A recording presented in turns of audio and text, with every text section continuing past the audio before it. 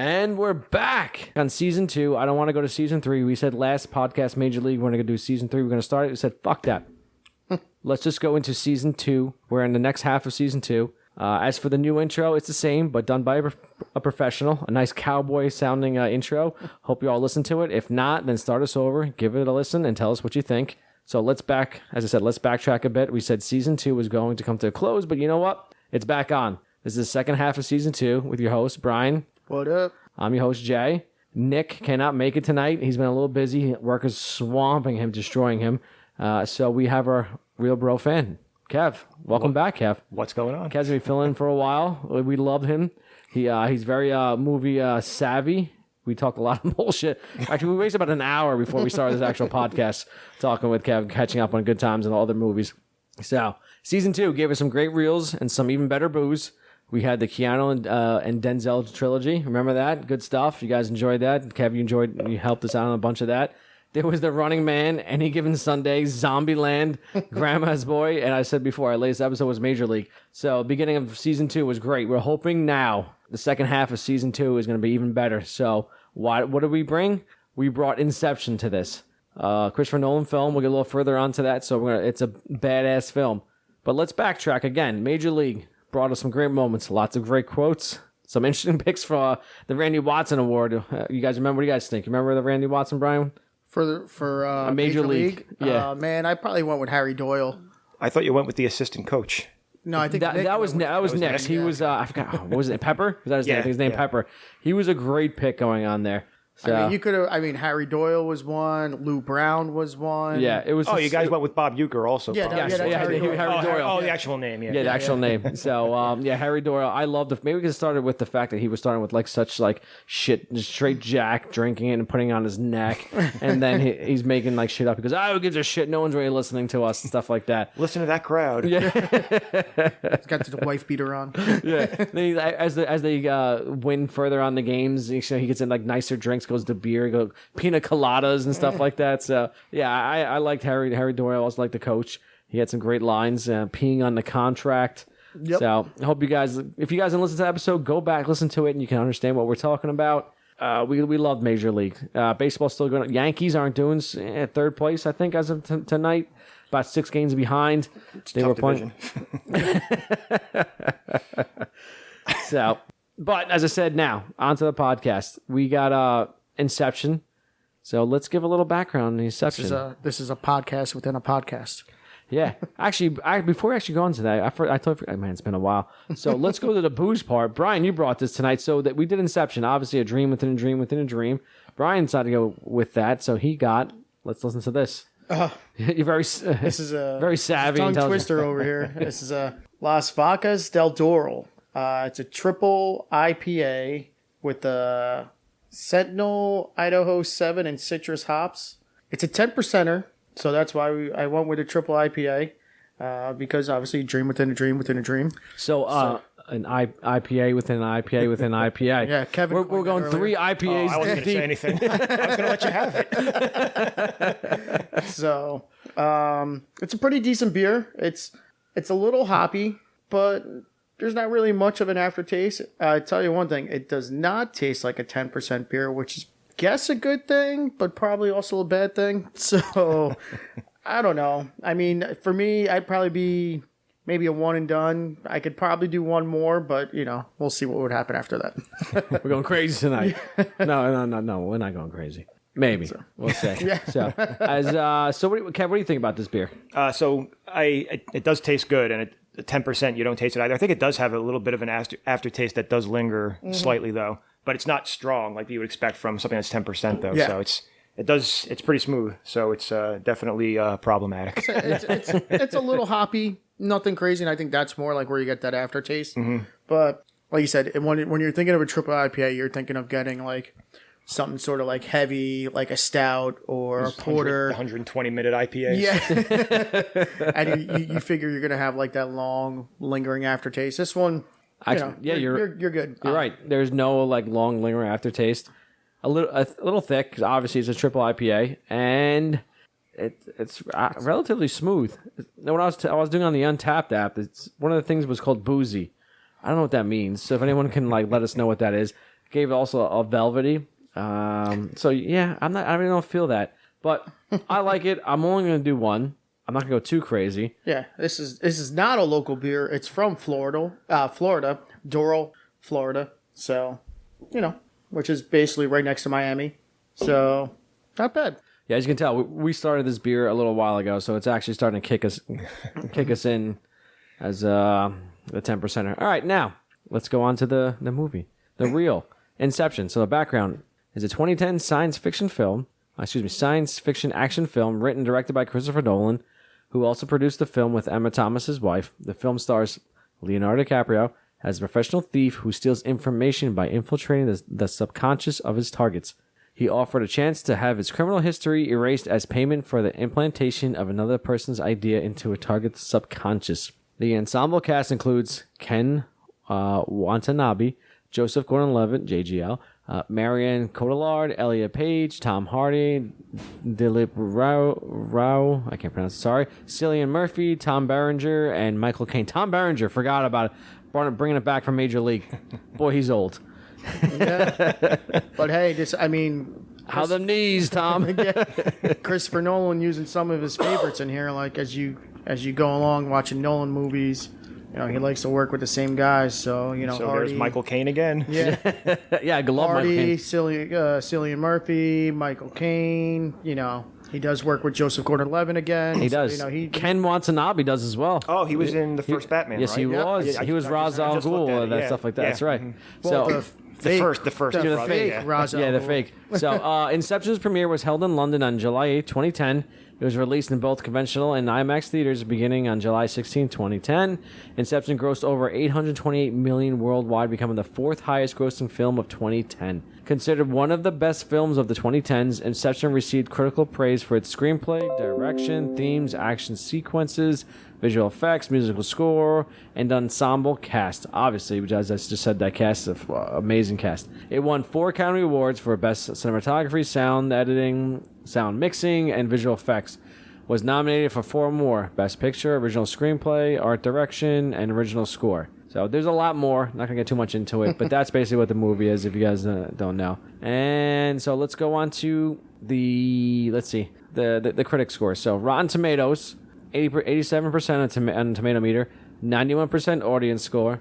IMDb, 8.8 out of 10. Metacritic, Metascore of 74 out of 100. User score of 8.8 out of 10. All right, so that's what the critics and some of the users decided.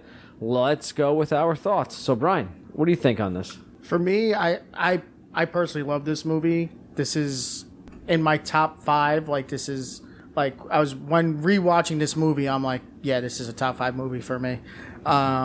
So I think one, because I love DiCaprio. I think usually whatever he does, he's phenomenal, and he just is arguably the best actor of our generation. And 2, I think this movie really solidifies like how good of a director Christopher Nolan is. Like, you saw him before, obviously, with the 2 Batman movies and Memento, and I think The Prestige. and The Prestige, this, too. yeah. Yes. And you're just like, oh wow, he's Memento, remember that? Yeah. yeah. So I'm like, I think this puts him over the top, and you're like, wow, you really got to put him as an A-list director, that he could pull off all this sort of stuff, and just like how his movies are always so visually stunning, and like he's always doing something different, and he's not really so much a special effects guy. I mean, this movie, I think this is probably more the most special effects he's had that I'm trying to think of. Yeah, he does most of it. Like, he it would prefers be either this or Interstellar, but it's still probably this. I think I think Interstellar's more like visually shot better and different. Yeah, because he prefers. I remember the scene where they're going through the dream and then JGL's fighting and they're moving around. That was actually like the thing he created, like a hallway and stuff. I remember watching. Yeah, that. it's really cool, and like we'll get into it in like some of the scenes and all that stuff. I mean, just I love everything about this movie, and it makes you think, because I'm like, it's a movie to this day where it could go either way. Like, I really want to believe that that's him and his kids, but at the same time, I'm like, is it not? Or is this whole fucking thing a dream? Like, I don't know. Fuck you, Top. So it's spinning. It's one of those things, like, this movie gets me every time, and I could walk away with it, even to this day, thinking something different. So it's just really, really well done. I'll leave it with that. Okay, all right, Kev, your thoughts.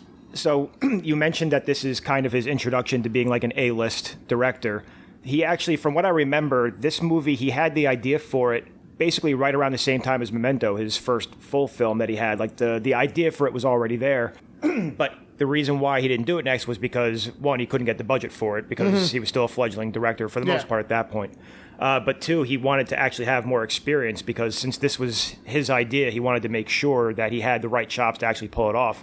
Some people actually think that obviously he signed on for the Batman trilogy because it would make him money also, but also because he wanted to kind of prove his worth as a director and see if he could actually do this type of film. Big budget and stuff like that. I'm almost positive the idea for Inception was one of the first ideas he had, but he needed to prove himself to actually get there. So hey, and I can appreciate that. Yeah, I mean, I think waiting longer to get not just the budget, but also to get his experience and also build the relationship he has with these other actors that come in also works really well for him. So working with DiCaprio is just like, if he's going to be in your movie, it's going to be a big movie because he's just not working with any, this was regular director. This is the only thing that he's done with him, right? Yes. Yeah. Okay. Yes. I think so, but I think if the right movie comes along for Nolan, he'll call him in, and DiCaprio's in. He works with same guys too, so it's not like he wouldn't. Mm-hmm. So no, but besides that, I think the movie is definitely it's very stunning to see, and I think out of all of his movies, it's the one where when I was first watching it again this time, it's one of the movies where I feel like it's one of those movies you want to see again for the first time because the first 15 to 20 minutes in the first dream sequence. When I was rewatching it, I'm like, I can't imagine what it was like the first time I watched this, not understanding that not only that they're in a dream, but then you find out, it's a dream within a dream. And it's like, but you kind of know that on a subsequent watch. So it's an interesting thing to think about. You're like, what the fuck is going on? Yeah, you're very confused with everything that's going on in the beginning. The goddamn carpet. You couldn't get the carpet right. What Jesus? Yeah, polyester, not wool. I see, Kevin. Anything else you want to add, or? No, I mean, it's a great film. It's one of my favorite ones by Nolan. It's not my favorite. Brian and I have talked about this before. We don't need to get into that, but it's definitely a great film. And the critic scores are all pretty much online for where it should be. High 8s to around the 9, basically. Totally agree. So it's 11 out of 10 on mine. So obviously, I have a different scale. If you ever remember from the earlier in the podcasts that we have done, season 1 probably. I don't agree at all with these critics. I think my scale is way better. I love this movie. I think this is one of Leo's best roles. Another one of my favorite Leo roles is I just lost it. Wolf of Wall Street. Yeah, Wolf of Wall Street's great. When it reminds me of when I was in the Army. God damn it, I can't even forgot about it. It was he was a CIA agent with Brad Pitt, Russell Crowe. Oh, okay. No, Brad Pitt was the one with that's Once Upon a Time in Hollywood. No, that one, but I'm talking about the one not with him. Yeah, he's not. He was a CIA agent with Russell Crowe. Body of Lies. I love that one because it happened when I was in. I thought you were going to say Blood Diamond, actually. When I was in the Army, Blood Diamond. Yeah. That was okay. Anyway, on to this one. Cinematography, visual effects, stunning. I love how they started moving the cities around when he's explaining things going on with the mazes you got to create with JGL and Ellen Page. I fucking hate her. And so just the idea of stuff you got to do. And then even though I know what's coming in the story, it still kept me entertained. I said, as you know in the beginning, as you said, Kev, it was what was going to happen, like a dream within a dream. It was just still so good when stuff was he's inside that party, and next mall shows up, and you're like, wow, who's this bitch? What's going on? And then there's the water exploding and everything going on. And you're next thing there's a riot outside, and you're like, holy shit. So I think from the advertising, I think people knew it was about dreams, and you kind of knew the first scene was a dream sequence. Like I said, you don't know it's layered that. And then what always got to me as I kept watching, I'm like, why can't you be a superhero in the dream? Because that's what I would be. I'm like, I'd be fucking beating shit. I'd be like, I'd be like Captain America out there. I'd be something crazy. Then I realize, holy shit. Because if you go, that's not reality. Because your dreams are as close to reality as possible. Once you start doing that crazy shit, the dream starts attacking you. You're like, what the? It's basically white blood cells, and get the fuck out of here. You're like, you virus asshole. I don't know. I'm probably just going on a tangent right now. But I love this movie. The way how everything was done, I can always watch it, get back to it no matter what, pick it up and just continue on. All right, so we got that. We're on a roll. Let's just continue with this. Favorite scenes. I want to say the first Inception, the double Inception. So the Sato meeting. Yep.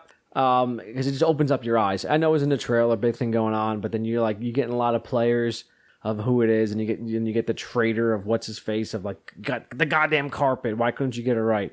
Yeah. I thought it was very good.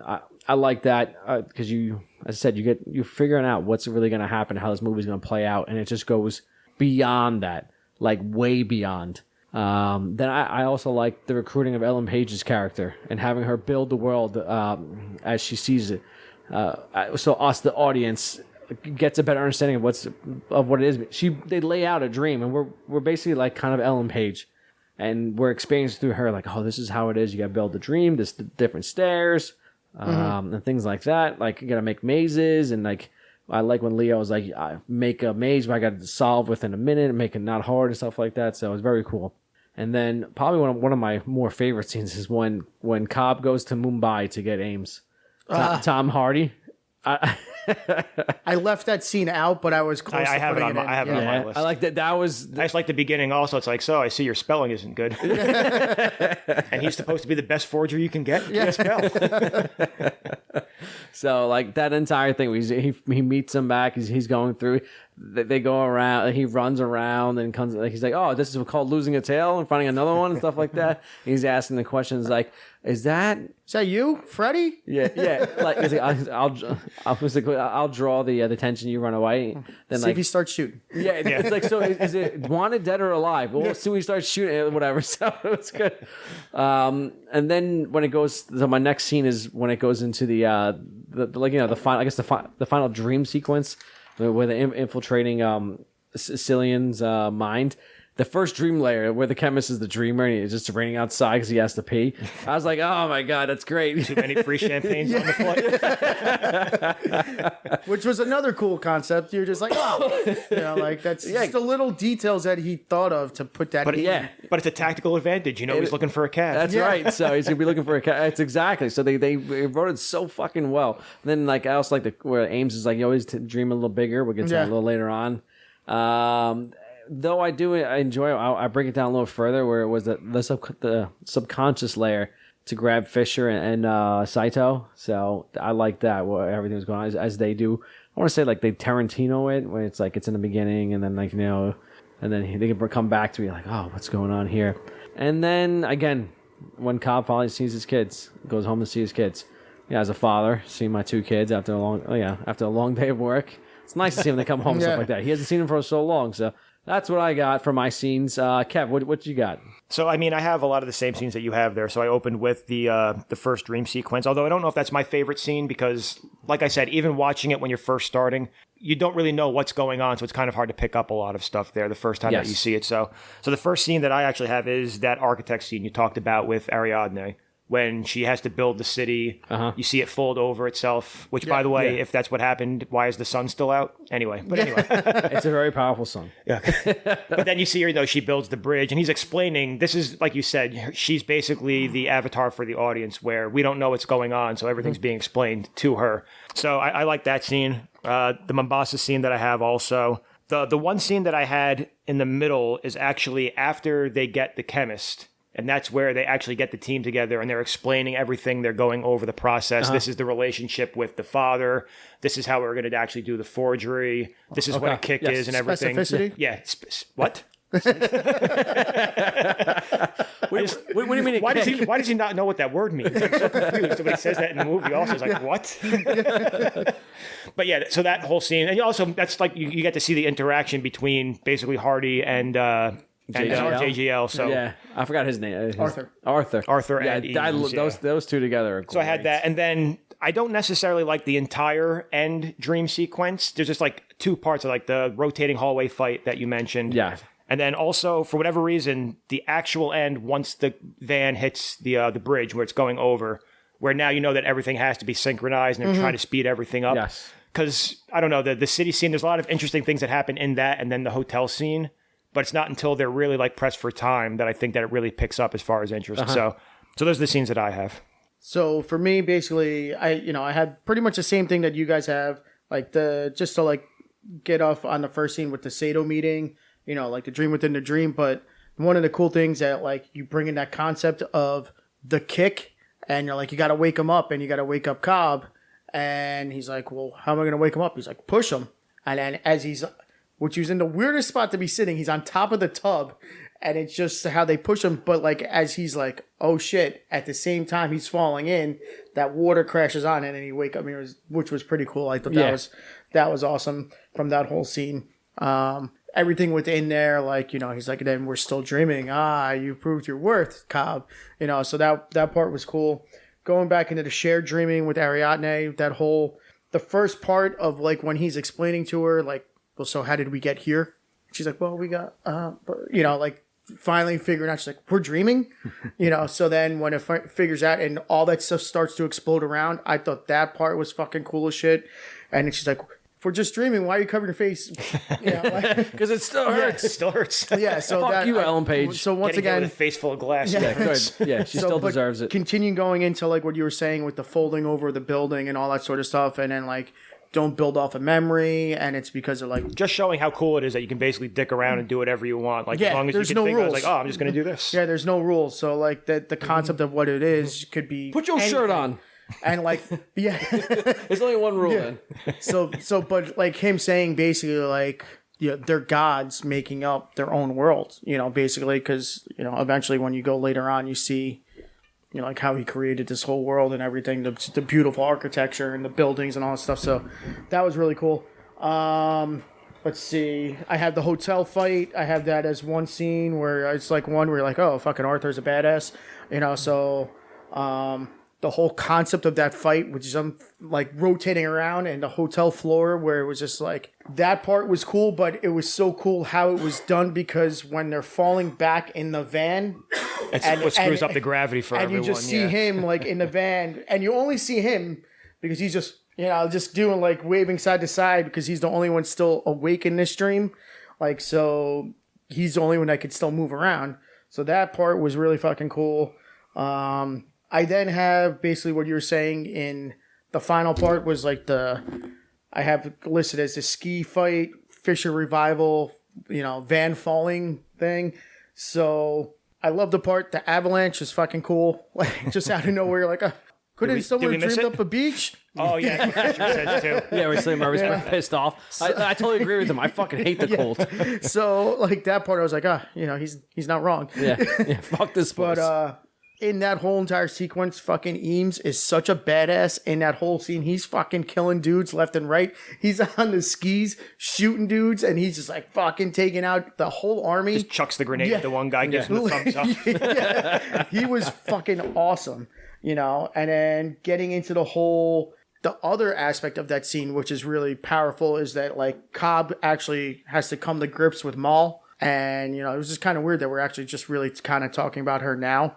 Like this, far into it, but with his whole relationship with her, and she kills Fisher, so then he has to kill her, and then he's explaining to her like, no, like this isn't you, you're not you, whatever, and then you get the whole Fisher revival when they eventually go all the way down to the bottom layer, and then he, obviously deals with Maul and gets it over like you're not it, you're great, but this isn't you. As they keep going up through the levels and you see everybody just like start to wake up. Mm-hmm. So I thought that was really cool. And then, when they're waking up in the plane and then like he wakes up, Cobb is like the last one to wake up. They're all looking at, well, not the last one. He wakes up and he's like, then Sato finally wakes up and he just looks at him. I thought Cobb was awake before or after Sato. I thought Sato, when he looks over, I thought Sato was awake. No, Sato eventually just. I know he's up. Looking at him and is like, "Is your brain mush? You remember what?" Yeah. Do, so then Sato makes that phone call right away. Which, if that's the case, does Sato remember that phone number? But anyway. That's true. Yeah. So he walks back into country and he's praying that he's still going to get back in. And then, eventually gets in. And then here we go, customs. Yeah. Shouldn't have brought that fruit. I'm fucked. And then eventually, him getting back to see his kids. And you're like, is it real? and that's it. Like, I can't give you a definitive answer if he's truly home or not. And I think Nolan even doesn't answer it like if he's home or not. And that's what makes this movie great, because you could have any interpretation of that movie. Well, you can, but some of them are wrong. Yeah, like everyone except for the fact that he's home. Yes. It looks like it's going to topple over. But the kids are more important. And he sees their faces. And he sees their faces. Yeah. I know. So he's home. But maybe the whole movie's a dream. I don't know. You look at it in the movie, and there's like certain things that are done throughout the movie. The name of the character spells out dreams. Oh, I didn't even look into that. Ooh. Yeah. Look at this guy. Ooh, look at this guy. So look, like Cobb, which is his real name is Dom, D. You got Robert Fisher for R, Eames for the A. You got Arthur and Ariadne for M is Mal. And then Sato. That's Sato, yeah. So it all works out. So, look at that. You know, But dream within a dream within a dream. What about Yusef? Yeah. Dreamsy? You dream. Yeah, you dream. I got you. So, I mean, yeah, like I said, the whole concept of this movie is just fucking mind-blowing. And, like, you have to obviously pay attention to everything that's going on because it's so layered and everything, because you could get lost in, like, well, they're like, whose dream are we in again now? Like, because you don't know exactly. And I actually, when they got to the last dream, when Fisher complains, like, can't you dream of beach? I was like, shit, whose fault was this again? You go back and it's like, oh, it's all Eames' fault. Yep, exactly. I remember, because when I first saw the movie, I'm like, whose fucking dream? Because you know, like, because obviously the P part with the guy, the chemist, and you're like, okay, this is his dream, and then you forget all about that. Then you realize, wait a minute, the next dream is That's Arthur. Arthur JGLs, and you're like, okay, but you know, obviously again, you forget about it until you realize you go back to him. What's going on with him, and then stuff. You're like, who's in this one? Who's what? Now we're in the subconscious, 17 layers down. I don't know what the fuck is going on. So, and even though it's his dream, it's their dreams. Ariadne is the one who's creating the maze, so like she has to be involved in the dream as well. Yeah. So like, I guess they're giving her the concept. Well, it's isn't it their subconscious, but she's the one who's actually building for each one. Yeah. So she's building the mazes in each, different mazes in there.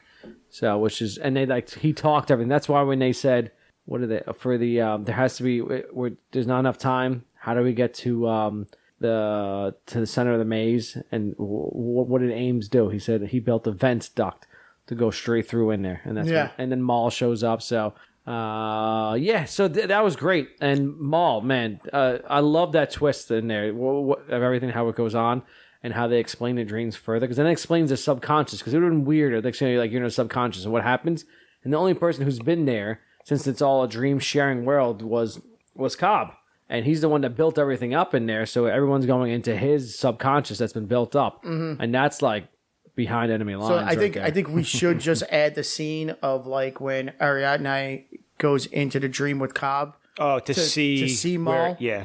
And then you figure out like the whole relationship of what's going on, and she figures out the whole issue. You know, like, because I mean they hint around it about like he's like the first time she's like, that's some subconscious you got. You know, like she's a real That's the winner. first dream. Yeah. Yes, You know? whether she's playing with the mirrors and making stuff up and.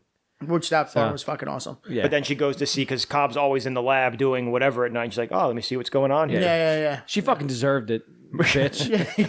That's what you get. You jump in someone else's fucking dream, trying to, cope with the loss of everything that's going on. You want to be curious, and you want, fuck you. You and your stupid. But, I mean, like, Ariadne. I think we should. Fucking name is that? I think that has to be mentioned in the scenes, just so you could get. All right, I'll throw it in there. Everything that's honorable mention going in there, because obviously Maul plays a huge part in this movie, especially at the end. You know, she's probably the villain in this. So I mean, it's either her. Consider her a villain? It's either her or it's Cobb.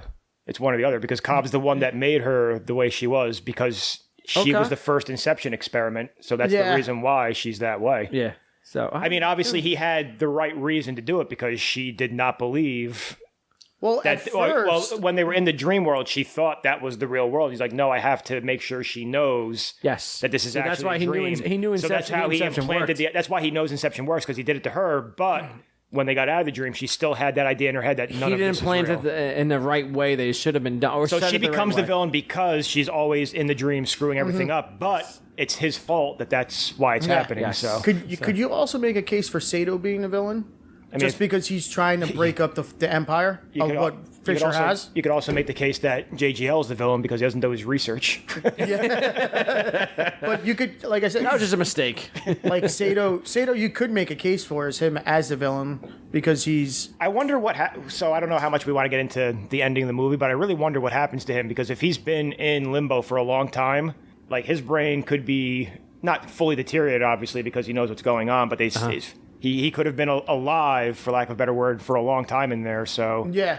and that's the whole plan. They mention it multiple times. The whole thing about was it being an old man alone with regret.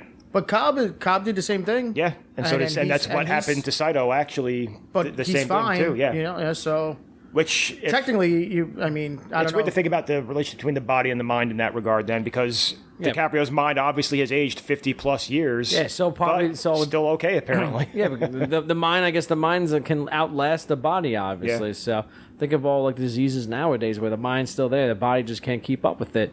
So interesting. I don't want to go too. Okay, I got dark really deep. Holy Christ! All right, let's bring it back in as the host. So favorite quotes. Who wants to start off? Kev, what do you think? No? Yeah, Okay. you're throwing the fucking hand over like, hey, you're going to pass it over to you. I was trying to pass it away, but I got called out. Too bad. So. You got I called don't know out what on to this do with one. my hands. I mean, so I do have a lot of quotes, but a lot of them are really at the beginning of the movie, because really or the first half, I should say, because that's where a lot of things are being explained. And I think the only real quote from the end of the movie I have... Lay him out. Literally, the Give 'em last all. quote I have is, "You mustn't be afraid to dream a little bigger, darling." Yeah. I love pulls that out one. the grenade launcher. Yeah. So I'll just put a couple of them out. So I think it's basically the first quote of the film, just explaining the idea about why they go into dreams. So what's the most resilient parasite? A bacteria, a virus, an intestinal worm, an idea. Resilient, highly contagious. Once an idea has taken hold of the brain, it's almost impossible to eradicate. An idea that is fully formed, fully understood, that sticks. So I'm pretty sure that's the first thing we hear from Cobb in the meeting with Saito, just explaining everything. It's really just explaining the whole point of why they're doing everything. And it's weird because he talks about an idea is the strongest type, the most resilient parasite. But they're not there to plant an idea. They're there to actually infiltrate and steal information from Saito. So it's kind of weird about why he brings that up in that first speech. So I don't know why it necessarily comes up, but obviously Saito hears that and he's like, you know what? That's probably a good thing for what this test is going to end up doing, because that's why he wants them there, to plant an idea. So Interesting. Yeah, actually, now I think about it, I remember that now. just to move on. So we talked about this before, but for whatever reason, when Saito was face down on the carpet, I love the speech he gives about the carpet. I've always hated this carpet.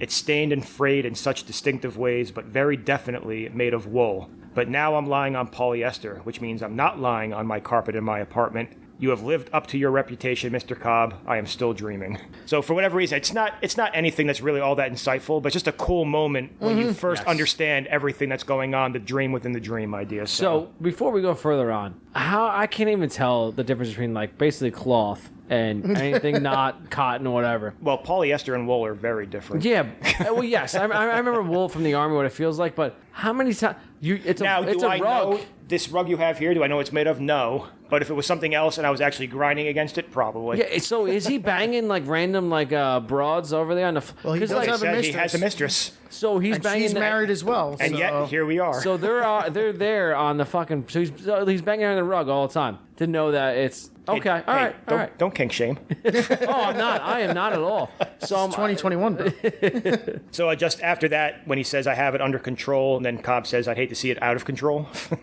Saito, when they first actually get into the idea of Inception, he says, "If you can steal an idea from someone's mind, why can't you plant one there instead?" And then the quote that actually comes up that basically goes through the rest of the movie, the relationship between Cobb and Saito about why they're doing it. So do you want to take a leap of faith, or do you want to become an old man filled with regret, waiting to die alone? So again, he says that it's basically what kind of ends up happening to Saito. He wants to have this big empire, but he ends up stuck in limbo. We don't know how long he's there for, but he's basically an old man who's just kind of waiting to die alone. And Cobb knows that because he wasn't alone, but he was stuck in limbo for a long time also. So Well, yeah, you look at when you see. and Saito now again. he is alone afterwards because Maul is obviously not there, but still. When he goes to get Saito and he's reciting those words to him, Saito's like 100 years old. You know? Yeah, he has that really. I don't understand how that happens. He has the beard that's only like a couple of stray hairs that come off the chin. Yeah. Well, I don't mean to be rude, but he's Asian, so I'm pretty sure that's how he had that. He had that in The Dark Knight. Remember? I shouldn't say this, but I will anyway. We had a roommate that was Asian also that we called Patches, and we called him that because he just grew hair in random spots on his. I remember this roommate. Yep. Okay. So anyway, great dude, by the way. Yeah. So you mentioned before the price on my head, was that dead or alive? Don't remember. See if he starts shooting. I like that one. I'll just do like 2 or 3 more. So they have. I don't remember when he says it. I have in my notes, but I don't have where the scene is. But he says positive emotion trumps negative emotion every time. That was Ames, right? No, that's Cobb. Cobb says it, but I don't remember where it is in the film. I feel like it has to be something with him and Ariadne. They were planning. They were planning what to do. Explaining the whole concept of the thing. Because with the father and everything, what's going on. Ames brought up maybe we just do this is screw you to the old man. Oh, and yes. He was like, no, I don't think that works. He's like, I think positive emotion. Why the dream has to be that way, or the idea has to be planted that way. I'll just do 2 more. So the train analogy that gets brought up all the time. So you're waiting for a train that will take you far away.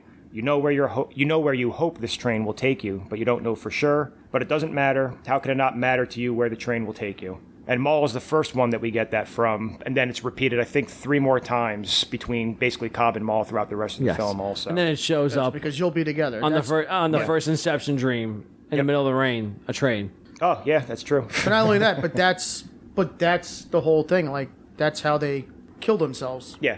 And they make all those mentions all the time, how Cobb keeps saying every now and then, like, I hate trains. I hate trains. And then just the last one that I have, for whatever reason, it's a heartbreaking line. It's not interesting. It's not a great line. But when Maul is screaming, you said we'd grow old together, that's when they're first leaving the elevator when when Elliot Page infiltrates the dream.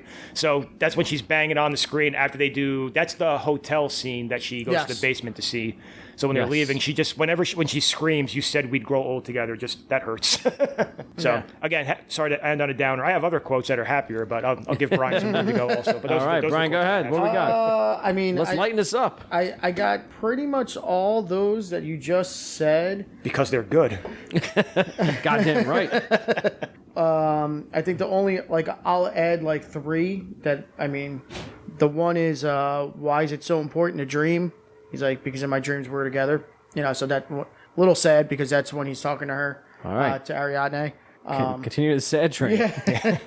But I do like the other one. He's like, dreams feel real while we're in them. It's only when we wake up that we realize that something was actually strange. And I was like, it's kind of true because it does make a lot of sense. Like if you ever have those realistic dreams and you wake up, you're like, what? What the fuck was that?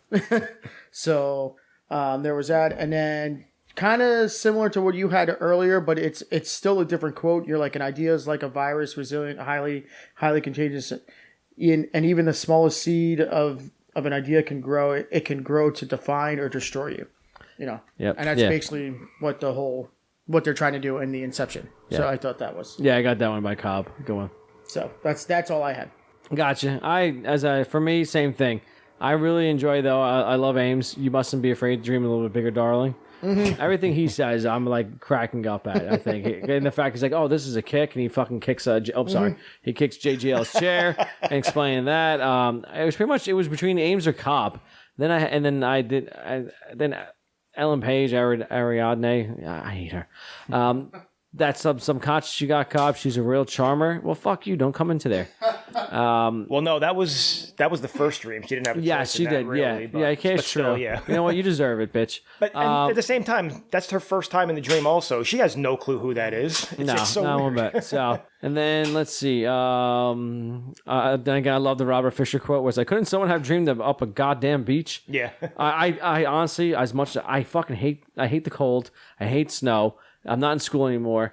I don't give a shit. I totally agree with him. It would have been so much better. Just give me a beach with a fucking it's sweltering hot. I'm sweating and I'll infiltrate whatever. I wonder if he was cold in the previous dream level.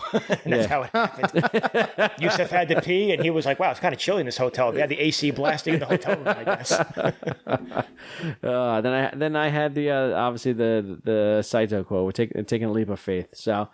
Not this is what I said. This wasn't a big quote movie. It's very tough to get quotes this movie. It's not something you can like I said, I had a lot of stuff in the first half where they're explaining stuff, and then not really. No, it's more a visual experience. It's like because you're explaining things on in the first half. It's visual concepts. And then it takes everything from there on is visual and explains the rest of the movie through there, as opposed to speaking was or dialogue. So that's what we got here for that. Well, the dialogue's important. It's just not very quotable. Yeah, no, because they're just trying to continue on with the story, so there's nothing really you can continue on with. So actually, you know what? I'll throw one in at the end. It was is when what was it? Fisher dies. He's like, man, I really wanted to see what was in that vault. Yeah. So it's like fuck yeah, me too, man. We've come along so far. Well, yeah, when you're first watching the movie for the first time, and they leave it, and you're Beer number 2. Like, there's no way they're gonna end this movie like this, right? This is bullshit. Like, they got this far, and he's just about to open it, and it just fucking, and that's how it ends. You know, I'd be like, no fucking way. But thank God it didn't. Yeah, they did. They went through that. It was interesting how everything was done with that. All right, so let's stop here. We'll take a break because I obviously got to pee. And then we'll come back with our awards and just, you know what, we'll only do one break and finish the rest of the podcast. Let's go with this, boys. Stay tuned.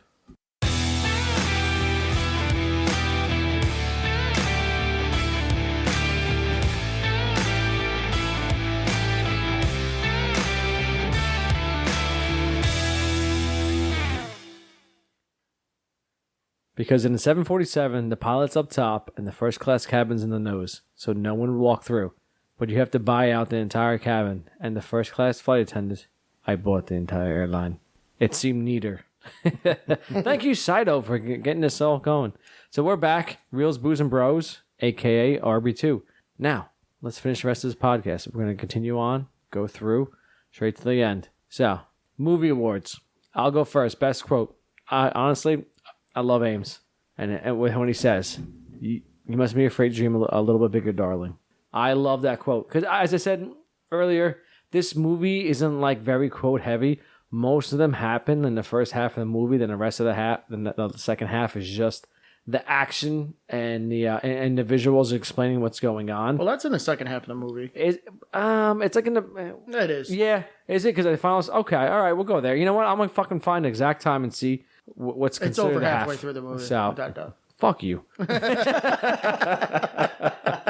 don't want to say anything. Leave me out of this sibling rivalry. All right, you know what, Mr. Big Mouth, what do you got?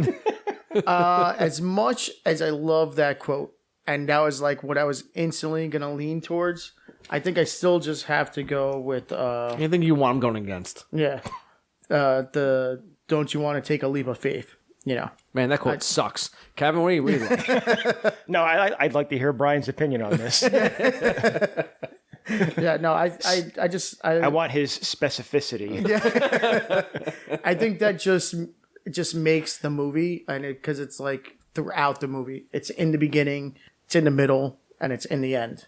You know, so it's just like it kind of ties the movie together. So I think that's like the first quote that I think of in this movie.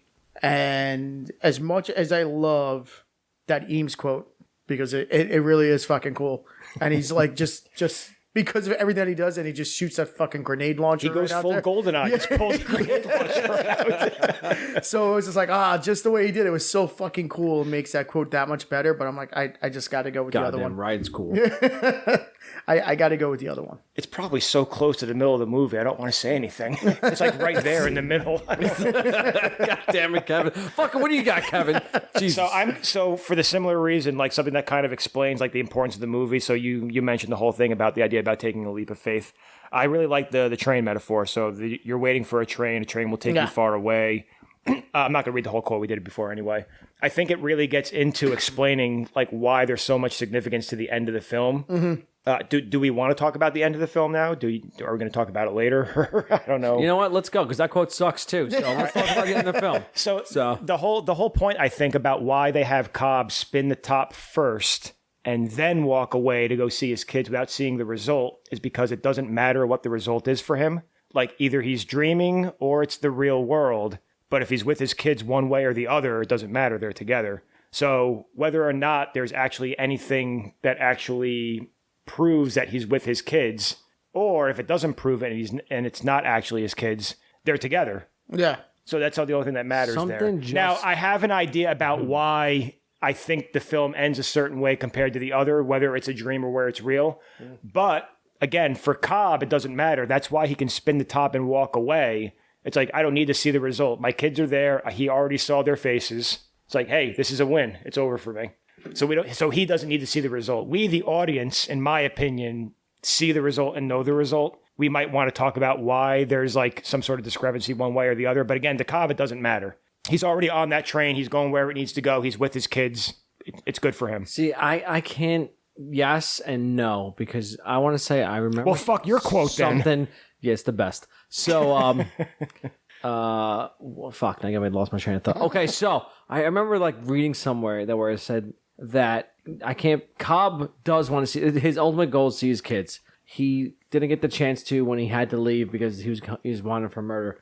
And he's like that. So he's trying to get back whatever way possible. He does not want to see them in a dream whatsoever. And I think whenever he is outside of the dream, though, he has a wedding ring on. Whenever he is inside the dream, he does not have a wedding ring on or something like that. So you read the thing about that being his actual totem? I forgot. Honestly, it just came to me now. No, I did read something about that where they said that they don't think the top is his actual totem. That was Mal's yes, that was her totem. Mal, whatever. Yeah, that was her. Yeah, he said that's her totem. And I've heard the theory about the wedding ring as a totem because he doesn't have it in real life, but he has it in the dreams. Okay, so that's his totem. Vice versa. But here's my problem. The only reason why I have a problem with that is after the first dream sequence with Saito, he spins the top and he has the gun in his hand like he's going to kill himself if he's not in the dream. So he's basically appropriated that totem. That's his totem now. Maul's totem is his. Yeah. That's why he spins at the end, too. So I understand there's a theory about the wedding ring is the totem, but why does he have that, though? And again, it could be interpreted that the whole thing is a dream, too, so maybe that's why. So, yeah. Or maybe that he got so overwhelmed, he hasn't seen Maul in a while. It's been a while since he incepted in a mind that he realized, holy shit, there's Maul again. He's just like, fucking, I can't deal with it. So, I don't know. So... My biggest takeaway from one of it is I just want to know how long of a time frame we're talking since his wife passed and since then. That bothers me a lot because his kids do not age. Yeah, that's the one thing that I saw. I think their hair grows a little bit longer. The one thing I saw online is that people said they're wearing the same outfit, and they're clearly not. They're not wearing the same outfit at the end. It's slightly different, but it's still different. So it was like jeans and overalls with horizontal stripes, and they see him, it's jeans and overalls with vertical and the stripes. Girl is wearing, in the dream, she's wearing a dress that has, I don't know what you call full sleeves. But in the real world, if we're supposed to imagine it's the real world at the end, it's, do you call spaghetti straps for like a little girl's dress? Yeah. They're thin straps, and she has a white t-shirt on. I have two girls. I just don't know if they're still called spaghetti straps for smaller dresses. It's probably like more appropriate now in 2021 as in line straps. I don't know. So I haven't got to that point. I have no fucking clue. I'm making shit up as I go along. So anyway, so the reason why I like that quote is because I do think it helps kind of explain... Like, if you're going to debate what the ending means, is it real or is it, a dream? It doesn't matter because he's with his kids. Like, it doesn't matter where the train is going. Why? Because they're together. So that's why I kind of like the quote. I get it. And like I said, for me, like, I just feel like the end of the movie you could believe what you want to believe. And I don't think you're wrong on that.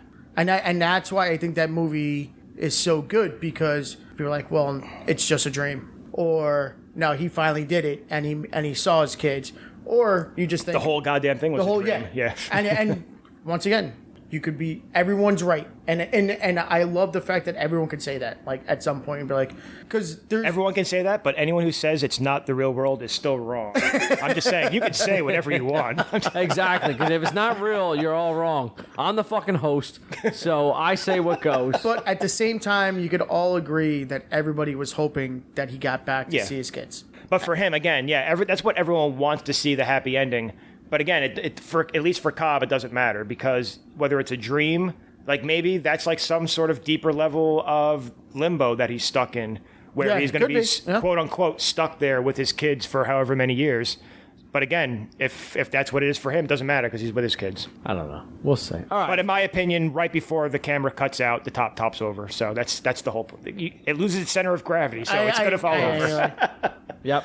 It's the real world, I think. So, you know what? I got something that's going to cover on in the little BTS a little later on, which is going to trump all of you, and all you non-believers. So, My quote one, crazy. You mustn't be afraid to dream a little bit bigger, darling. I know. I can't. It's still a great quote. It is. No one's debating that it's not a great quote. And because it's Tom Hardy and he's so goddamn cool when he says it. He does, and then blows up that fucking. All right. Best scene. So, who wants to go with best scene? What do you guys got going on there? What do you think, Kev, Brian? Who wants to? All right. So my favorite scene is the first architect scene with Ariadne. I like it. It's explaining everything, and that's the first.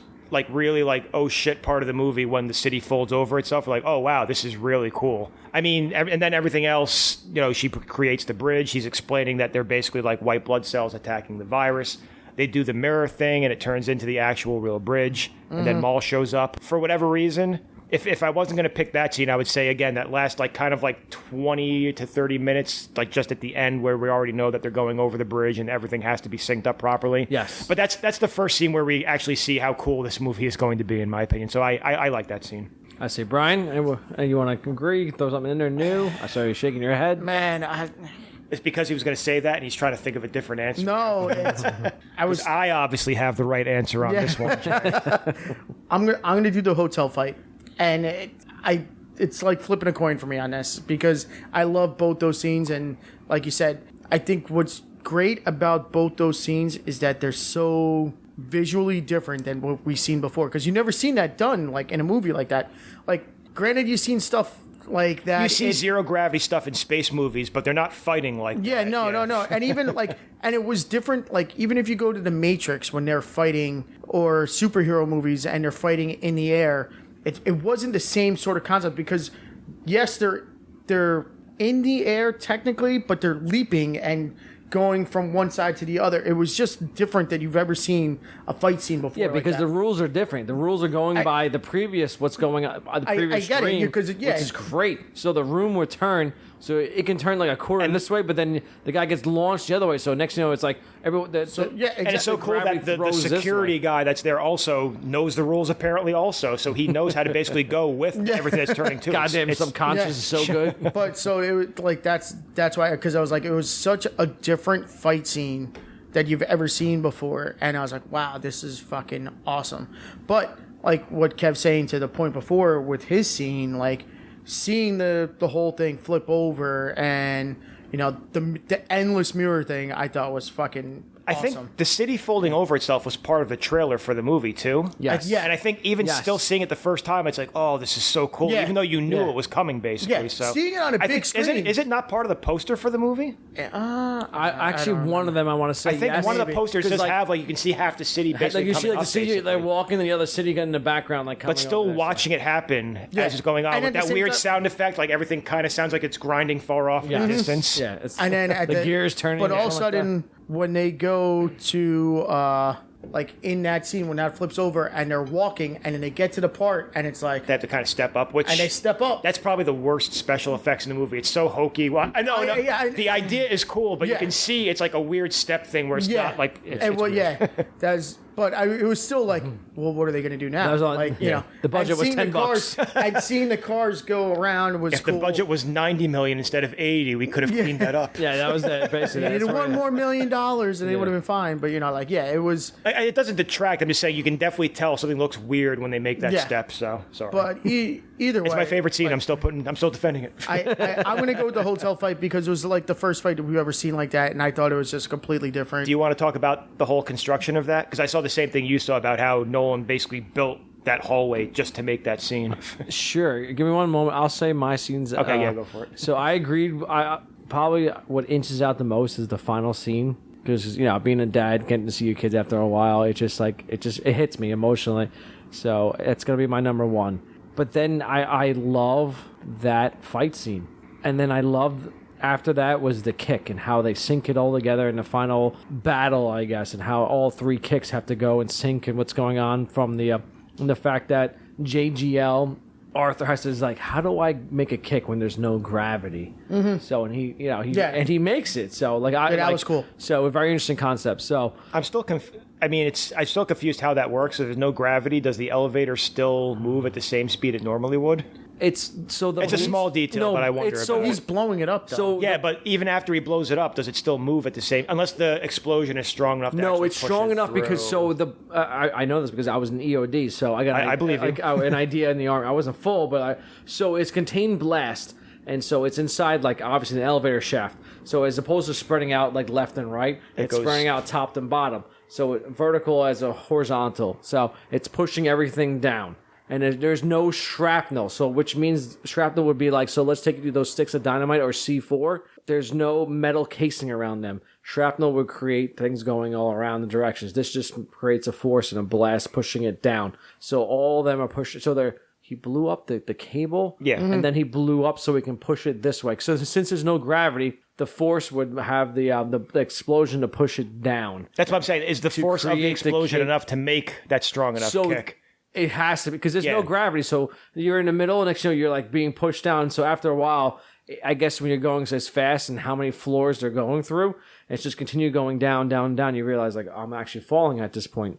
So because you're, I believe it. I'm just saying that's the one thing when I was watching it, I'm just sitting there like, is this going to work? Holding on to the side. Yeah. So he knows they're going down. All sleeping. So yeah. So they're going down. So all right. So let's what we want to talk about again? I forgot now. Goddamn explosions. Favorite scene. No, we did favorite scenes. So now we're going to go with the fight scene now. So how was it done within there? So how? The hallway. The hallway fight scene, which was. I remember watching videos and stuff behind the scenes where I jumped into a little BTS was that Nolan wanted everything to be as realistic as possible. So he created this fucking tube thing and it was literally like on like hydraulics and moving around, which was great. So Kev, what else you got on there? Oh no, the only thing that I read the same thing that's how they constructed it. But apparently when they first made it, like he said he wanted like maybe something that was like 50 yards long. And they found out afterwards, like, no, this isn't going to work, like with the cameras and everything. So he was just like, all right, we'll double it then. So they actually had to make double the tube, basically. Yeah, so that whole hallway, that whole hallway is just one set that's just like rotating on a gyroscope. I don't know what you would call it, basically. Yeah, a gyroscope, like hydraulic stuff going on there. Yeah. Everyone had wires attached to it. It was because like it was probably a significant portion of the budget just by itself. Yeah, that was probably like $20 million right there to create that and all that. Because like a scene that is probably all the parts of that scene put together, is it maybe 5 minutes long? Yeah, I would say probably because like you would go to other scenes and you see him come back. Getting like you see the city folding over itself. That's all CGI, obviously, so you don't have to worry about that. But he actually had to build the set for everything that happens in the hallway. Yeah, which was I love that part. And then they go into the room after like it turns next and they just bust open the door and they finish the fight in there. So anything else you want to add, Brian, to that? So no, I got nothing on that. It's your scene we're talking about. I know it's your scene. We just hijacked it. We just incepted your scene. Okay.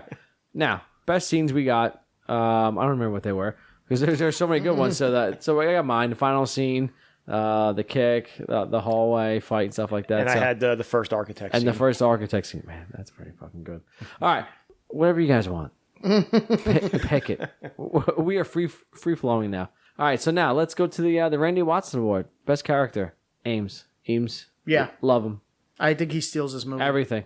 So I had it down to two characters. Eames was one, and I don't know if it's a popular opinion now, but I thought Marion Cotillard as Maul was really good in the film as the wife. She was. She's really good. She was. I don't know why, but I feel like in a lot of the movies she's in, she plays like the obviously gorgeous, but also somewhat like a disturbed, psychotic woman also. Because she's in The Dark Knight Rises, and she's also Lady Macbeth in the most recent Macbeth that was with Michael Fassbender also. She was. But for whatever reason, I think she's really interested in the film. But so I had it between her and Eames. But if you guys both have Eames, I'll just submit to both of you guys because I had him there anyway. It's Tom Hardy. He's awesome. Also, the first time you meet him, also he's probably the coolest person in the film. Yes, Mumbai and meeting him and stuff like that. So it's it was great. He jumps off the screen like every time he's in. Oh, it's not impossible. It's just bloody difficult. Yes. Because he tried the Inception before. Yeah. So great. But you know what? I want to backtrack for Maul. Like she's attractive, but like a weird attractive. But do you remember when they decided to make that like blonde chick who shows up in the dreams? Yeah. Really quick. And that's also Eames. It's him. Yeah, it's him. It's him. There's Is something she not weird? Like. No, there's something disproportionate about her. Yeah. It might be the dress she's wearing, but there's something that's off about her. Yeah. By the way, I saw something when I was looking into some stuff on the film. She was just like, she was apparently a young actress when this movie came out, and she was like, I was in a lot of kiddie movies, and this is my first time to dress up for a film, so good for her, apparently. Yeah, she just looked so... There's something that, and it might be just because maybe we're supposed to believe that Eames can't probably figure out how to actually dress up as a woman, probably. Yeah, so and that's look. why. Yeah, she looked rough. Yeah. Like if you had I mean, she still looked great, but something is just not right. If you probably had a couple of this triple she's probably IPAs, listening to the podcast right now saying, what are they saying? Yeah, okay, because she's like, I don't know. She's a big fan of the show, Jay. Yeah, all right, good for her. Thank you. We love you. You could tie it into the Matrix, where you're like another woman in a red dress. The red dress, yeah. That's true, but they weren't involved. Hey, fuck that. Anyway, all right. So, all right. Now, Adrian Balboa, worst character. I fucking hated Ellen Page. I nominated her. She sucks. I think I have probably a controversial answer for this. You go ahead. I just don't like. like her. For some reason, I hate her. I think Arthur sucks. I kinda like JGL. Arthur. I hate Arthur. No way. I kind of He like Arthur. complains throughout the movie. He does. We all just agree that Eames is a favorite character. Calls him a stick in the mud.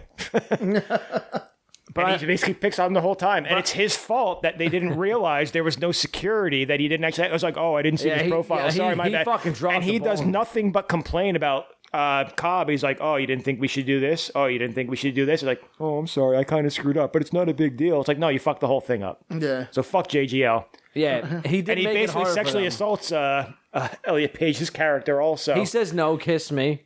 I was like, thought it would work. It was worth a shot. So So anyway, that's my controversial take. I didn't mind. I mean, she doesn't have a lot to do in the film. Again, we talked about she's basically there for the audience, but I don't think there's anything wrong with her. But I just don't like her. JGL, dick. It's all his fault. He's a goddamn whiner. Yeah, And he, you know he what? did drop the most And you know important what? knowledge. If everyone's favorite character Eames hates him, then I'm on Team Eames, and I hate him also.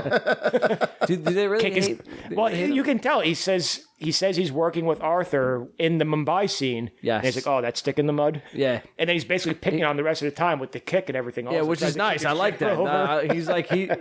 He's like, fuck this guy. I'm gonna Tones fuck his with him. vocabulary, specificity. Yeah. Well, he doesn't Eames does admit that Arthur is good at his job and knows what he's doing, but he's And then tells him his little machine gun he's firing one round at a time sucks. just You have to very- dream bigger. yeah, he's just very anal about everything, which you would think he would have found out that information if he was that good at his job. So I don't know. For me, I don't really have like a Adrian Balboa. Like I kind of like everybody in their roles, and I just really don't hate any character that much in the movie. We're gonna say Robert Fisher's dad, Robert Fisher Sr. Disappointed. Do you know? you know that guy, the actor, actually died of cancer like a couple of months after the film. That sucks. Way to go, Kev. Wow, I'm a downer on the Wow, movie. I'm just fucking saying, Christ. I talk about. Are we gonna invite you for the rest of this? Jesus, I have not. We are now searching for another. I'm just saying that's apparently what happened. This is like one of his last roles, and it's kind of a spooky last role But he to was think of him also playing in, on his deathbed. He was also in what's the other one with Ben Affleck? Which one? The accountant? No, the bank robbing movie. The town? Oh, the The town. Town. He plays Yes. that guy. Yeah. He was a dick in that movie, so I still haven't seen that movie. it's a good movie. It's like I don't like Ben Affleck, but I heard that's like such a good movie. No, this is old school Ben Affleck. Yeah. This is good when Ben Affleck started becoming really good again. Yeah. It's tough for me to say like who was. The worst. I mean, it's a great movie. Like, even though I'm saying that, like me saying JGL is the quote unquote worst character, he's still good in the movie. I just He don't is. like his Yeah, character, yeah. basically. Yeah, I just think it was really well written, and it's tough to like say that anyone really. There's gives a not really problem. someone like as Nick would say. You want to punch him in the face. I just don't like Ellen Page. Jurassic Park, The Lost World, that's what that guy is, and also he's the hunter. Oh yeah, The guy who plays the dad. I just looked up. I was like, I know he has a big role, and I can't think. I don't know if that's. He probably has bigger roles. He than gets that. That's the eaten first thing. before, stuff like that. I've seen him in numerous roles, stuff like that. But as Nick would state, like I want to punch this person. I want to punch. I want to can't- punch her repeatedly. I can't stand her. I fucking hate Ellen Page. Who would I want to punch the most in the face in this film? I don't know. There's not really anyone, but I just don't like her. So I like when Maul kicks her ass and kills her in the fucking dream. Yeah, So, go Maul. Yeah, So you agree she could be the best character also. Like I said, it's between her and Eames. So. No, Yeah, okay. Fair enough. All right, so I guess Brian got no answer on that. He's very neutral. All right, so let's bring us a little BTS behind the scenes. I'm going to France. That's where they were. All right, so the film cuts to the closing credits from a shot of the top apparently starting to show an ever so faint wobble, inviting speculation about whether the final sequence was reality or another dream. Nolan confirmed that the ambiguity was deliberate, saying, "I've been asked the question more times than I've ever been asked any other question about any other film I've made." It's the most ambiguous ending probably of any of his films. What's funny to me is that people really do expect me to answer it. The film's script concludes with, behind him on the table, the top is still spinning and we fade out. Nolan said, "I put the cut at the end, imposing an ambiguity from outside the film that always felt the right ending to me. It always felt like the appropriate kick to me. The real point of the film of the scene, and this is what I tell people, is that Cobb isn't looking at the top. He's looking at his kids. He left it behind. That's the emotional significance of the thing." Also, Michael Caine explained his interpretation of the ending, saying, "If I'm there, it's real, because I'm never in the dream. I'm the guy who invented the dream. Fuck you. He's real. He's home with his kids." I heard something. There was something I saw. Thank you, Alfred. So apparently Michael Caine read the script and he was like, "This is kind of confusing." He's like, "When I'm there, is it real or is it fake?" And apparently Christopher Nolan told him, if you're in a scene, it's real. So he's in that last scene, so that means it's real. So that's the end of story.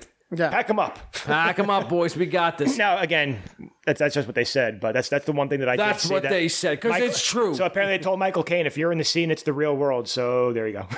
I like that. So Well, you can't change it all of a sudden if it's... yes. Yeah, I know. I'm So just let's saying. break it I'm just down. like, Yep. the whole movie, if you're going to build it off of that concept, and then all of a sudden at the end of the movie change, you can't do that. You know, Nope. It's just- So and then the whole thing's a fucking dream. yeah. Yeah. So Initially, Nolan wrote an 80-page treatment about the Dream Stealers. Originally, Nolan had envisioned Inception as a horror film, but eventually wrote it as a heist film, even though he found that traditionally they were very deliberately superficial in emotional terms. Upon revisiting his script, he decided that basing it in the genre did not work because the story relies so heavily on the idea of the interior state, the idea of a dream and a memory. I realized it needed to raise the emotional stakes. I'm glad it's not a horror film. It would have been weird if it was a horror film. Maul is in the film a lot more, probably, if it's a horror film. Yes, a lot more. So a lot more eerie and stuff like that going on. I like the fact that I love heist films. It's very tough to... One heist film, very tough to... the magic film. I forgot what it's called, but it has... Oh, I know what you're talking about. Oh, what's the name of that movie? Jesse the Eisenberg. Four Horsemen. No. Yeah, that's what it is. They're the Four Horsemen. what's the name Yeah, of the they movie, are. But though? what's it called though? It's like something stupid. Like I love magic. I wish I could do magic. It's very simple stuff like card tricks and shit like that. But I like that. So that's a heist film that I enjoy. It's very tough to see some heist films. Fast and 5. Now you see me. Yeah. There you go. Thank you. Second one's fucking sick. Thank you, phone. Thank you, internet and phone. Fast 5 was a heist film. But Very good as well. I like the fact that this movie is a heist movie, but they don't make it a heist movie. No, because you don't understand it's a heist movie. The heist is really, as they go into the dream world, the whole thing about getting Fisher to get the inception of the idea about breaking up the company is like the least important thing that's going on. Like them trying to figure out, first off, how to solve the problem with Saito getting shot, figure out how to get the kick to synchronate, and then figuring out what Cobb is going to do with Maul is more important than really... I mean, the last scene with Fisher going to the vault and getting the will and the pinwheel out, it's still an emotional scene, but it's like the least important thing that's going on there. Yep. So, but that's what like defines like whatever. Like, so Cobb comes meets. It's like a heist film, but like you're leaving like a lava lamp. It's like it's the part you say that you're leaving something as opposed to taking something. So it's very interesting. So, all right, Nolan had been trying to work with Leo for years and met him several times, but wasn't able to recruit him for any of his films until Inception. DiCaprio finally agreed because he was intrigued by this concept, this dream heist notion, and how his character is going to unlock his dream world and ultimately affect his real life. He read the script and found it to be very well written, comprehensive, but you had to have Chris in person to try to articulate some of the things that had been swirling around in his head for the last 8 years. DiCaprio and Nolan spent months talking about the screenplay. Nolan took a long time rewriting the script in order to make sure that the emotional journey of DiCaprio's character was the driving force of the movie. On February 11, 2009, it was announced that Warner Brothers purchased Inception, a spec script written by Nolan. So I can only imagine like reading this like screenplay, and it's probably not 100% done, and you got to have questions. Well, you just said it was an 80-page. 80 page. So that's basically speaking, every page of a screenplay is 1 minute. So if that's the case, this is only 120 minutes. I'm sorry, an hour and 20 minutes, excuse me. Based on that. So there's probably a lot of stuff that needs to get fleshed out as they're going along. So I'm sure, and it's like how it has to like break down. Like he's not giving everything that's in it, not every single line, and building off of every character. So there's got to be a whole bunch of questions that you would want to get answered. Like I'm sure, like reading it, and you're like, this concept seems really cool because you get into the dream with a dream with a dream, and you're just like, all right. But then, just like as we're asking now, we're asking questions still about it to this day. I'm sure when it's not fully done, he's probably like, what the fuck does this mean? Like, right? Like, no, you're right. I'm sure, like, when they were on set, like Jay just mentioned, like, when they were there's probably people, like, if actors are asking about motivation, what's going on, it's like, so what's going on here exactly? Oh, yeah, sure. So, like, I'm sure the connection between DiCaprio and Nolan, there had to be like constant communication about like this project, like what's going on, because it's not like a superhero movie where like, all right, I get the concept, all right, I got to save the day, blah blah blah blah blah, and do XYZ. This movie, you need an explanation of like what my character's doing and like what. And that's probably why they have all those scenes. It's not so they explain everything about how the dream works in the first architecture scene with Elliot Page. Then they get to the whole thing where they're going through and talking about the scene I mentioned where they're explaining the gather the whole crew, get everyone together to talk about this is what the kick is, this is how the sedative works. And then even when they're in the dream within the dream within the dream, they're still explaining, oh no, because of the sedative, now you can actually, if you do die, you're in here forever. Yeah. And then if we actually do die here, we drop all the way down to the dream space. So there's a lot of times where the movie is telling you, we know this is basically complex and we're trying to explain everything as it goes. Excuse me. They're trying to explain everything as they go along. Just to jump in on what Jay said before about that Nolan wanted to work with DiCaprio previously, I think thinking about all of Nolan's movies, this is probably like the perfect role for DiCaprio. I have to agree. Compared to everything else. Yeah. Like you had, like we talked about the films like Memento, not really. I don't think that works with DiCaprio. No. All the Batman films don't necessarily work. He's not Interstellar, McConaughey is great in. Yeah. He's I could see him in Interstellar, though. He could be there, but if he's going to be anyone, he's probably Matt Damon's character that's left behind instead of McConaughey as the lead actor. You know what? After seeing Interstellar and like, I don't want to get us off on a different movie. I'm just saying, at least just to say, like, I think this is like a great Leo role in this movie. Leo is like a main character. He can't be anything else. He can't be cameos. He can't show up for a brief moment and do something. Scotty doesn't know. That's Matt Damon. That's like since then. That's his role. I can't see Leo doing anything else besides being a main role. Because Leo wants that money. Cut that check. Yeah, he does, but you know he what? Earns it, he does. He definitely good does. At what he does. Oh no, I'm not trying to besmirch him in any way. I'm just saying. Well, could I see him in the McConaughey role? He could, but I think McConaughey is really good as that role. Oh, I'm not gonna lie. And it's weird to say because not to say we don't really see DiCaprio with kids because this movie he has kids, but I think the connection in Interstellar wouldn't be as good as the way McConaughey made it, which is a little because there was like more of a personal feeling, like maybe because McConaughey's a real life father, like it kind of makes that a little bit more than what DiCaprio does. It's just like Leo's getting back to the kids so he can realize what they look like and like still be part of them. Yeah, losing his kids. As opposed to like Matthew. And that's why, because DiCaprio's not a real father, that's why he doesn't remember what his kids' fucking faces look like. You can't remember the flavor of the week he had, all right? So that's it. All right, so bringing it back. Now, can The Rock make this movie better? Yeah, I love you, Rock. I can't even think of a joke answer for this one. No, not even. So...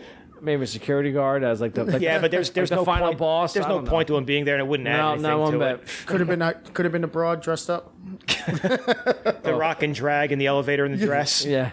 Telling Saito, excuse me. Yeah. No. I'm sorry. I'm sorry, this Dwayne. big boy? Not one bit. So should there be a sequel TV franchise, sequel franchise TV series? I can't see, as much as I love the idea of this, I can't see it going anything different because it's like you're still going through a dream, and like, it's gonna go stale very quick. There was. Did you see about the Cobble thing? Is it Cobble Enterprises or whatever? The first company that hires him.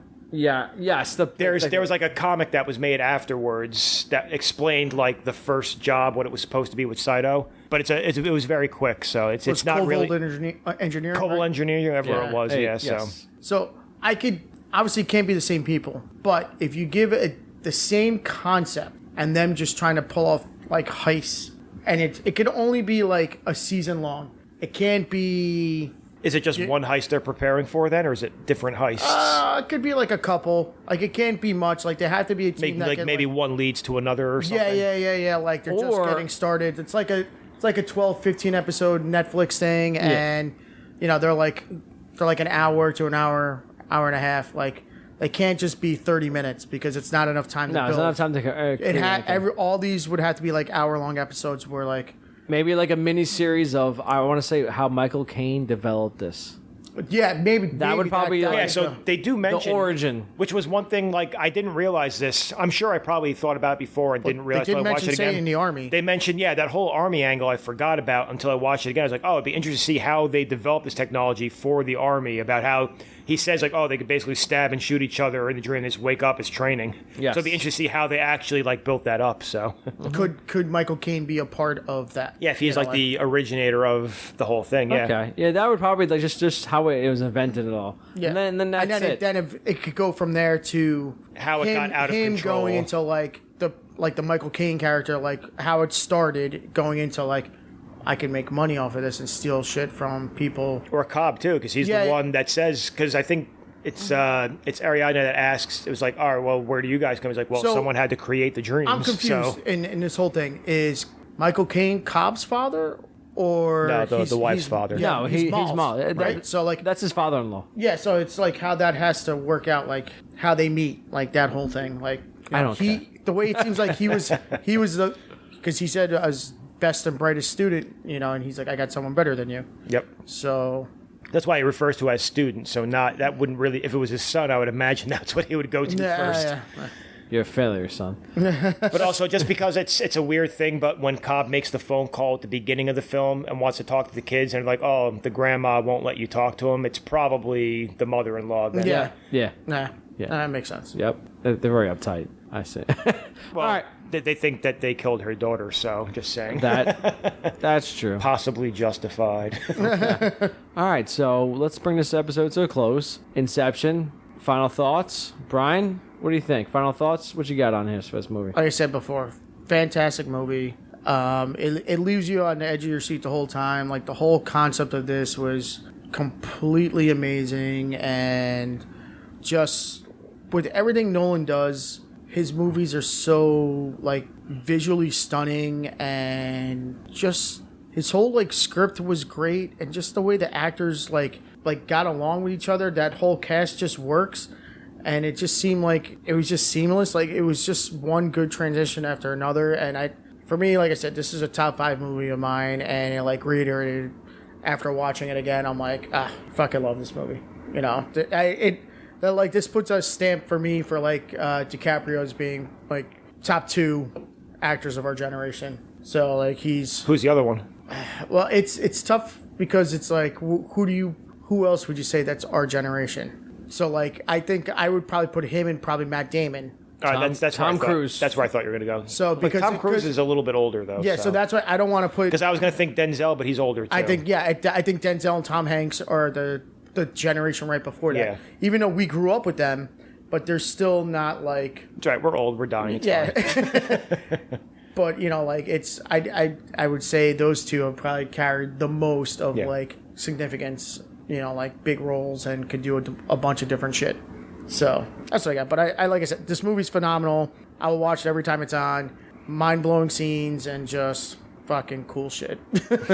I see. Kev, what you got for this? No, I agree. So Brian and I have talked about this before, and I used to not like this movie I still like the movie. All of his movies are great, but I didn't like it as much.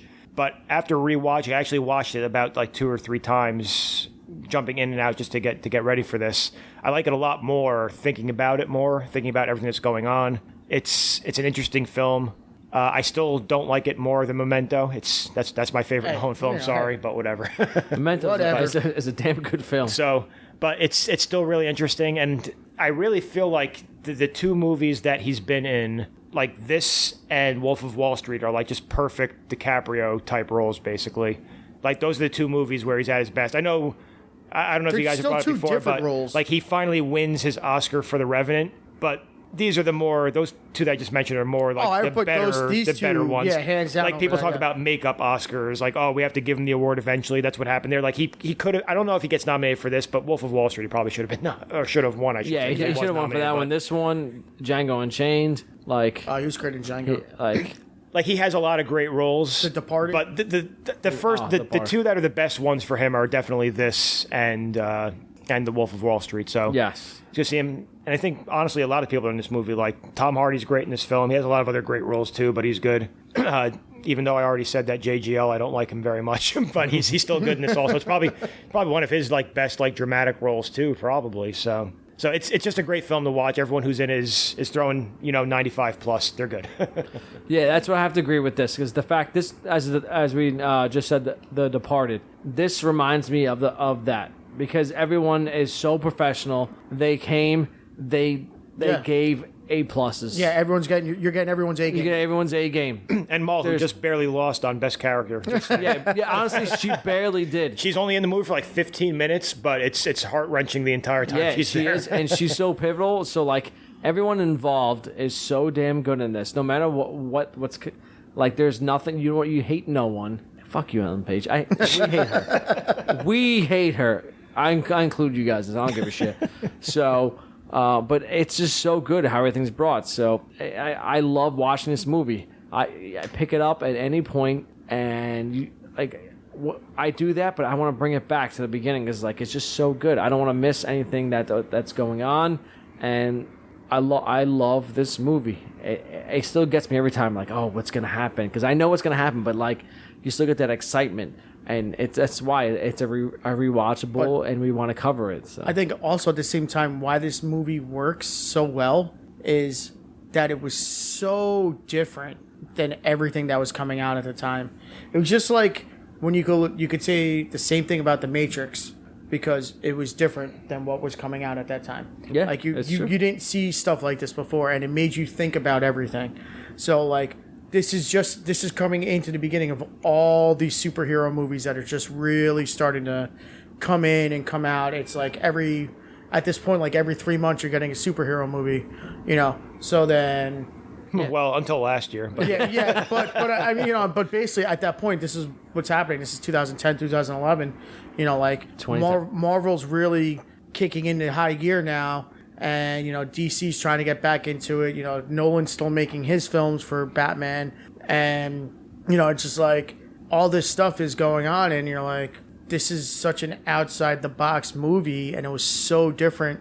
And you give fucking pretty much A-list actors, a great script and a great movie. And it shows why it was, one of the biggest grossing movies of the year, So it was just great on all concepts. Honestly, I know this was a huge film, but when you said it made over $800 million worldwide, I was like, wow, that's a huge number, actually. I didn't think it was that much. I knew it was a big film when it came out, but I didn't think it was that big. This has got to be Nolan's probably second biggest grossing movie of all time? Behind one of the Dark Knight films? Dark Knight, it's probably Dark Knight. The Dark Knight. Maybe Dark Knight Rises probably got second, because I feel like that... Just because of the Batman angle tied in everything, yeah. I think everybody wanted to see after the Dark Knight, because that was just because of the follow-up / conclusion to it. Yeah, this had to have made more than Interstellar, but Interstellar's still a great movie. Indeed. So all right, so that's our final thoughts on this. So we're wrapping up this podcast. So next episode we are going to do Hot Tub Time Machine. Great Web Buffalo. And we're actually going to try to bring another guest host on this. Have 4 of us on there for this. Hopefully he says yes, has the time able to do this. Nick is still a little bit busy, but Nick, we love you. Hopefully you come back to us and continue going on. We miss you. Other than that, that's it. If you want to be part of the RB2 experience, the Reels, Booze, and Bros, check us out. ReelsBoozBros.com. You can find everything that's on there, all of our social media links, everything that's a little behind the scenes of what's going on here, more about the beers we're drinking, and a bunch of other cool stuff, and all the episodes we've put out there. So again, reelsboozebros.com. That's all I got for us. Hot Tub Time Machine, next podcast, and cheers.